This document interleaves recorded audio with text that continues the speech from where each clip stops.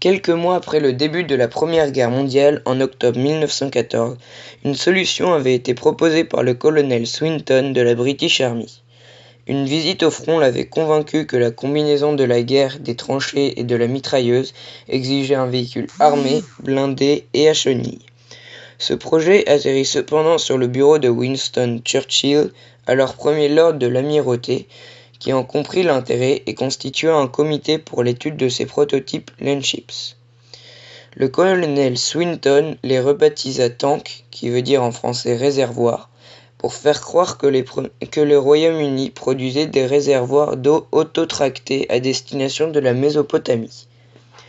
Les premiers chars britanniques, Mark I, étaient conçus pour franchir une tranchée de près de 4 mètres de largeur et un obstacle de 1 mètre de haut. Une fois franchie la tranchée, ils obliquaient et la longeaient en mitraillant, d'où la position des mitrailleuses sur le côté de la caisse.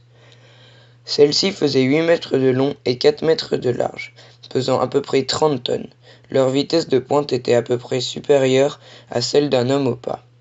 L'équipage comprenait 8 hommes, dont 2 chargés de manœuvrer chaque chenille. Leur autonomie ne dépassait pas les 40 km et on devait changer les chenilles à peu près tous les 80 km.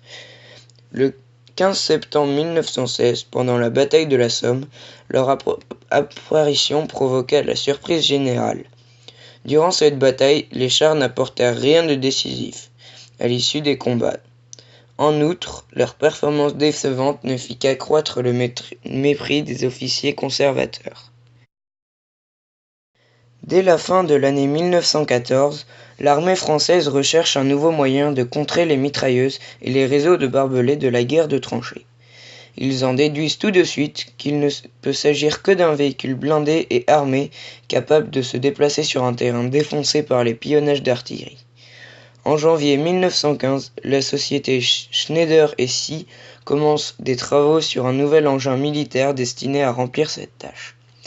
La solution est largement inspirée par l'existence de tracteurs agricoles à chenilles de fabrication américaine Holt Caterpillar, utilisés pour les besoins de l'artillerie. Le prototype de ce tank est présenté le 16 juin 1915 devant le président de la République française, Raymond Poincaré. La démonstration ayant convaincu celui-ci, 10 unités sont commandées. Plus tard, ce nombre sera porté à 400 unités. Les premiers chars Schneider sont livrés en septembre 1916, construits pour un équipage de 5 servants. Le tank est équipé d'un canon 75 mm court monté à l'avant droit et 2 de mitraillettes latérales protégées par des boucliers. Le rail d'acier à l'avant du char permet de cisailler puis d'écraser les réseaux de barbelés et facilite aussi le franchissement de tranchées.